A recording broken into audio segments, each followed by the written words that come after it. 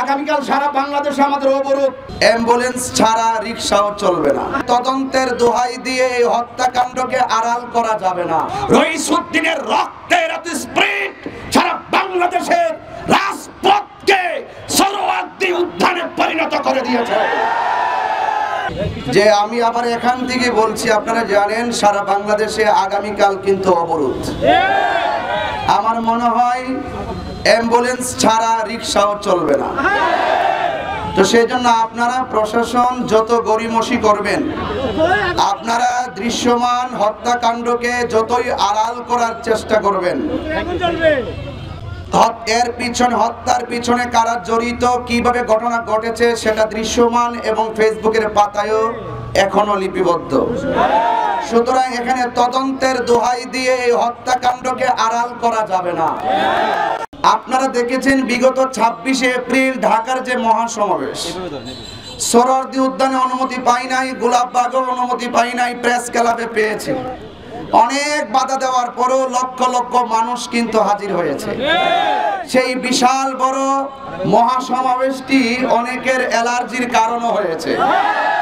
সেই জন্য ওই মহাসমাবেশটি যেন সারা বিশ্বে প্রভাবিত করতে না পারে, সেই মহাসমাবেশের সেই দৃশ্যমান অবস্থাটুকে আড়াল করার জন্যই মতাদর্শের ভিন্নতার জের ধরে আমাদের শহীদ রইসুদ্দিনকে তারা হত্যাকাণ্ড ঘটিয়েছে।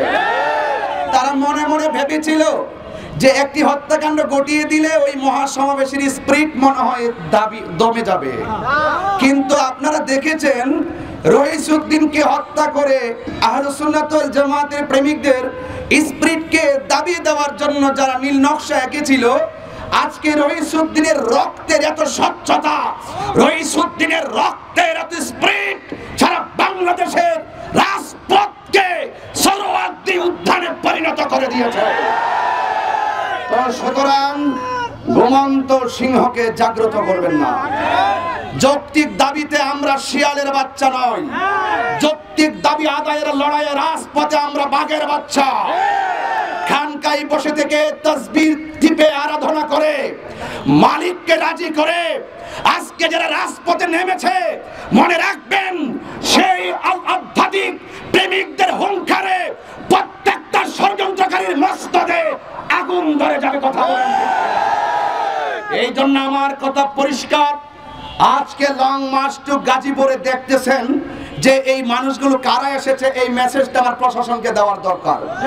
আগামীকাল সারা বাংলাদেশে আমাদের অবরোধ, সেই কর্মসূচিকে সফল করার জন্য সবাই যার যার জায়গায়। আজকে যারা এসেছে সব হলো আমাদের আহলে সুন্নাত ওয়াল জামাতের অধীনে যত অঙ্গ রাজনৈতিক অঙ্গ সংগঠনের আপাবর জনতা রয়েছেন, পীর মাসেক রয়েছেন। আজকে শুধু তাদের প্রতিনিধিদের লং মার্চ টু গাজীপুর কথা বলেন। আমরা একটা হিসাব মিলিয়েছি, ঢাকায় যদি জায়গা না থাকে, আমার মনে হয় টোটাল বাংলাদেশের আপামর জনতা যদি এই গাজীপুর ঢুকে, গাজীপুরের আয়তনটা আমরা দেখেছি, সেখানে আমাদের গাজীপুরে জনদুর্ভোগ তৈরি হবে। সেই দিকে চিন্তা করে, জনগণের দিকে চিন্তা করে, দেশের ভাবমূর্তির কথা চিন্তা করে আমরা আমাদের কর্মসূচিকে একটা সিম্পলি জায়গায় এসে বার্তা দেওয়ার জন্য এখানে হাজির হয়েছি।